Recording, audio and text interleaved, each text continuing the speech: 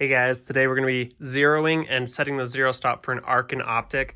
It's going to be the same for most of them, I think, like the EPS or ESP, whatever that line is. And then this is the SH4J Gen 2. It's going to be the same for the other ones that are similar to this. So let's go ahead and get started. I'll explain what these turrets are. If this is your first time with a scope like this, like it is for me, it can be pretty overwhelming. So this far right one's going to be your windage, and you can hear it click. I don't know if it's loud enough. So that's going to bring you left and right.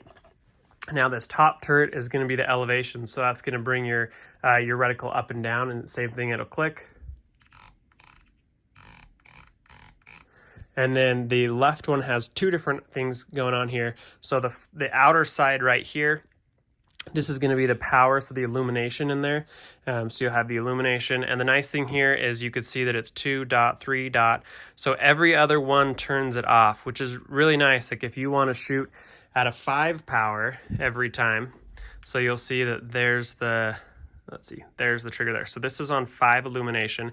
If you wanted to shoot at 5 illumination every single time, you'd go 5, off, on, right, like that. So it makes it a lot easier. And then your battery compartment is just here on the far left. Now, you'll need to buy that separately. I'll link them below. You can just pick them up on Amazon. It's a very common size. Now, the inner one on the left is going to be the parallax. So again, you're going to adjust it from here. This is what's essentially, as you move your eye kind of left and right, because you don't have the perfect cheek set up every single time, like distance here and like, you know what I mean? So this is going to help parallax. So depending on how far away you are, so if you're, if you've got a 50-yard target, this way, no matter where you move your eye relatively, the reticle is not going to move relative to the target.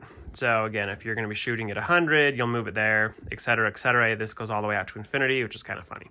But for me, doing this indoors, essentially just trying to get this generally sighted in, I set it at 20. But again, as you go out, you will move this depending on how far away the target is and stuff. Okay, now let's get to the zero stop. So the first step with this is going to be actually zeroing it in. So this is where I use a bore sighter. So this one is from CV Life. It's just off Amazon, like 20-30 bucks. To be fair, they did send it to me, but I really like it. It has all the adjustments to make, whatever caliber you're going to shoot with. And it's just a green laser.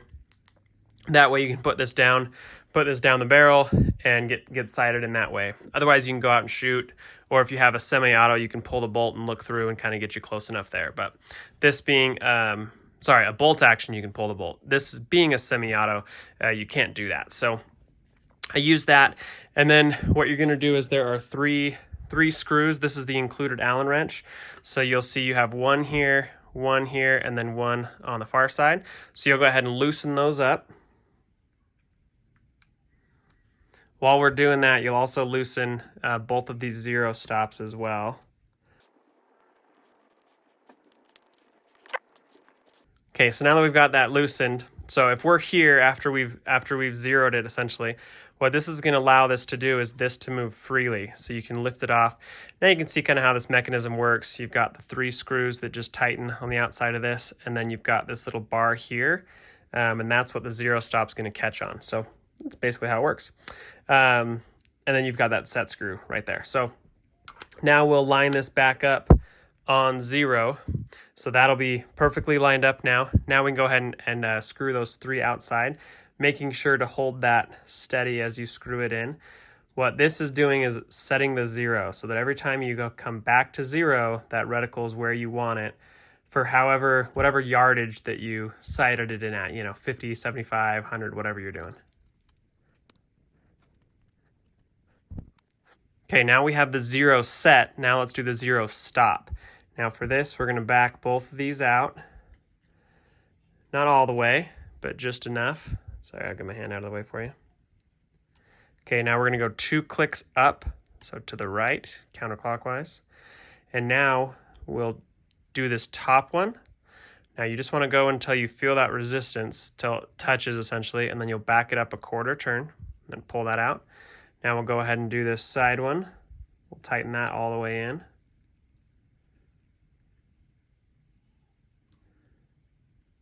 Okay.